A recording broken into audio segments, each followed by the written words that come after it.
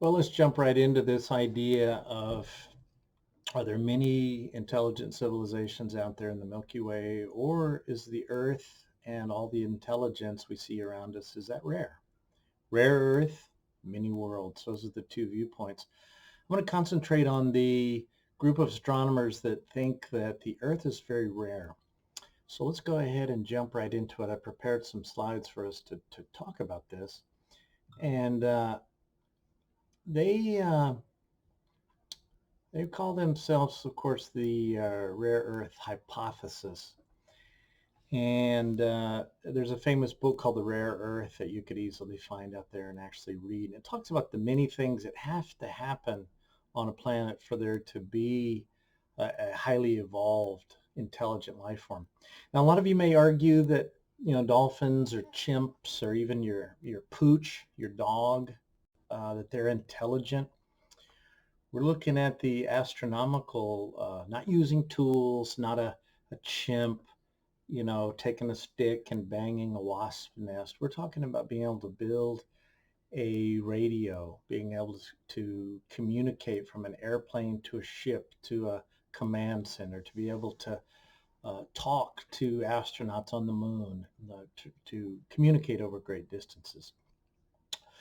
Well, and like I said, when you write your paper, and this is a two-page type paper, it's graded, it's important. I will read every word that you write to be a major part of your grade.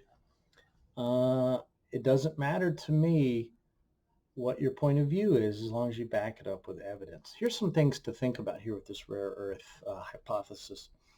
Uh, First of all, they basically talk about your location. It's just like trying to buy a house with a real estate agent. You don't want to be in the center of a spiral galaxy, anywhere near the black hole where all that X-ray and gamma radiation are, where there's, it's so many stars that you get no night. It's hot. You want to be out in the outer skirts of the Milky Way, like the Earth is. So they say, first of all, you have to be around a star that's in quote unquote the suburbs or out in the country, not in the center of town, right? Like the center of the Milky Way. That's one thing that they argue. Another thing they argue is, how many, Goldilocks zones are there? How many planets have liquid water that's not either frozen or it's steam? We know that water's the perfect solvent. Maybe you've never thought about what's going on inside your body, but inside there, the water is transporting the oxygen, transporting the sugars. It's transporting the enzymes to create the proteins and the building blocks of DNA and amino acids. Water's that solution that send the universal solvent that sends everything around. So we know you need to be in that Goldilocks zone. They think that's rare. Then there has to be enough time. Remember we talked about the evolution of stars, those massive, supermassive stars that only last for tens to hundreds of millions of years, the ones 4 times the mass of our sun. They don't think enough time for life to evolve occurred. If it really does take 3 to 4 billion years for microscopic life to evolve into multicellular intelligent life, a lot of stars are too big. They go supernova too early. So they're talking about that as an issue as well. It's going to have to be around small stars like our sun, 1 to 3x, or even smaller. Those red dwarf stars. They also think you have to have an arrangement. There's a theory out there, we didn't get to dwell on it much, but that you need a supermassive planet, something like Jupiter out there, that's actually going to capture asteroids. It's going to take the heat of the comets. It's going to kind of clear out the inner solar system. Uh, it also can work in other ways too, where Jupiter every once in a while throws asteroids at us. But they think that you need to have a protective body out there to protect you from the outer reaches, all the cold bodies out beyond the inner part of the solar system. We need a stable orbit. Remember, you don't want to have some highly elliptical orbit where you come into the Goldilocks zone and then you head out uh, tens of thousands of years away from your sun, where you get these, long periods of ice cold or get too close to the star, et cetera, et cetera. So you need close to as circular of an orbit as you can. We know there are no perfectly circular orbits, but the Earth is within a couple of million miles of being a perfect circular orbit. You also need to rotate. We think that planets that are locked into their suns, what's called gravitational tidally locked, that you're going to have a burning side and a frozen side like Mercury. We don't think life can live on those. You need to spin, and you need to be terrestrial, for crying out loud. We just don't think there's going to be life on a gas planet, a planet that's made of mostly hydrogen and helium. We need surface. We need water. We need something for life to grow in. They think that's a limiting factor as well. Now here's one. Take a second and think about this. These astronomers have linked in the geologists and said you need plate tectonics. What? Why would you need earthquakes and volcanoes? What purpose do they serve?